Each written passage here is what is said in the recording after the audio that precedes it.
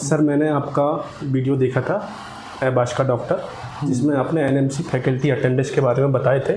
उसमें मुझे कुछ क्वेरी थी सर, क्या एक बार आप उसको फिर से बता देंगे?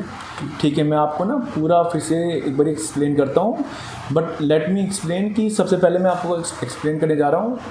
आपको बता देता हूँ उसके जो पार्ट्स हैं ना जी, वो बताता हूँ मैं आपको। जैसे ए का मतलब है टोटल कैलेंडर डेज आपके, बी आपके हो गए total public holidays including Sundays, local holidays, restricted holidays, जितनी भी हॉलीडेज़ हैं वो सारी उसमें काउंट होगी, वो बी हो जाएगा। और सी आएगा ए माइनस बी, यानी कैलेंडर डेज़ को माइनस करने के बाद हॉलीडेज से सी आता है जो नेटवर्किंग डेज होते हैं, तो सी आपके नेटवर्किंग डेज होते हैं। सी का 75% इज़ डी और सी का 25% इज़ ई। ई आपका बफर होता है जिसमें आपकी लीव्स एब्सेंट्स जो होती हैं और जो आपकी मिस अटेंडेंस होती है वो काउंट हो जाती हैं। और 75% जो सी का है वो डी होता है, और डी क्या होता है वो आपकी मस्ट अटेंडेंस है जो ऐबाश पोर्टल में आपकी होनी चाहिए फिज़िकल रूप में।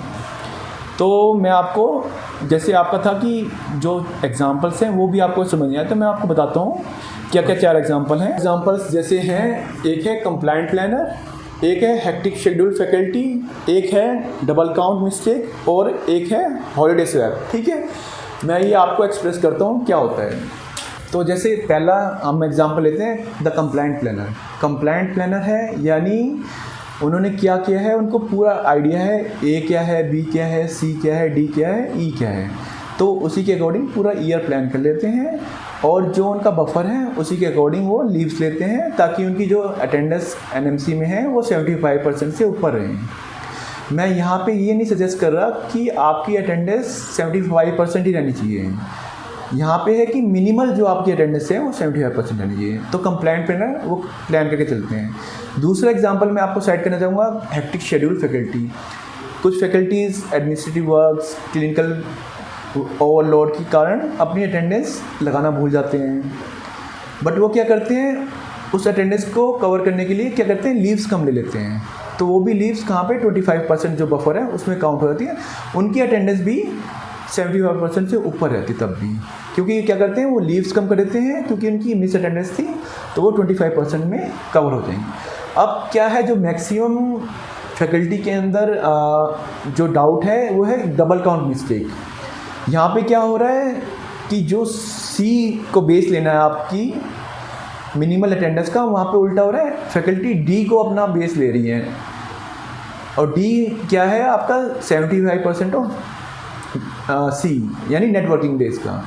तो इसलिए फैकल्टी अगर सी को अपना वो लेके चलिए तो क्या कर रही है वो 25% ऑलरेडी जो बफर था वो कम कर दे रही है और फिर लीव्स भी ले रही हैं, तो वो डबल काउंट हो जाता है। और लास्ट जो एग्जांपल है वो है holiday swap. Holiday swap generally क्या होता है, यूजुअली ये इतना कॉमन नहीं है, बट क्या है इसमें भी देखा गया है कि फैकल्टी क्या करती है इन जनरल, मान लीजिए संडे अवेलेबल हैं तो संडे अटेंडेंस लगा दी, पब्लिक हॉलीडे में प्रेजेंट रहे तो लगा दी। तो ऐसे करके मान लीजिए 52 संडेज आते हैं in a year just for example. तो अगर आप 52 प्रेजेंट लगा रहे हैं और वर्किंग डे पे आप एब्सेंट हो रहे हैं, तो ऐसा नहीं कि वो 52 आपके प्रेजेंट हो जाएंगे, क्योंकि वो आप अगर आपको याद होगा सी आपका ड्राइव हुआ है ए माइनस बी से, और बी ऑलरेडी डिलीट हो चुका था या माइनस हो चुका था सी में से। तो अभी क्या होता है, फिर वो सोचते हैं कि हमने तो 52 प्रेजेंट लगाई थी छुट्टी वाले दिन या हॉलीडे वाले दिन, तो हमारी अटेंडेंस कैसे शॉर्ट होगी, तो इसे बोलते हैं हॉलीडे स्वैप फैलेसी। होप आपको ये समझ आ गया होगा। ठीक है, हाँ सर, थैंक यू।